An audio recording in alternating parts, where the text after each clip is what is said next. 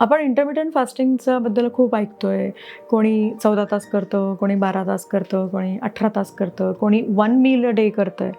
म्हणजे फेमस एक डायरेक्टर आहे, त्यांनी सांगितलं की माझ्यामध्ये हा जो काही चेंज झाला आहे तो 1 मील अ डेमुळे झाला आहे.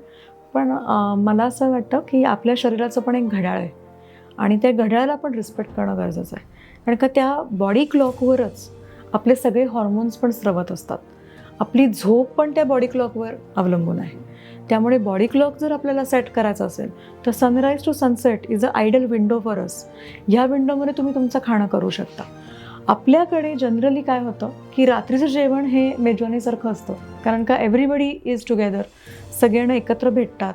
मग त्यावेळेस काहीतरी छान बनवलं जातं, त्यावेळेस वेळ असतो, म्हणून आपण खाण्यावर जास्त फोकस करतो.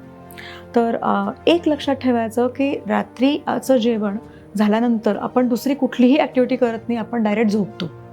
ओके, सो तेवढ्या कॅलरीची आपल्याला गरज नाही आहे. त्यामुळे सनराईज टू सनसेट हा बॉडी क्लॉक ॲडजस्ट करायचा. तुम्ही जर हा बॉडी क्लॉक ॲडजस्ट केला तर आरामात तुम्ही 13 तास ते 14 तासाचं फास्टिंग करू शकता.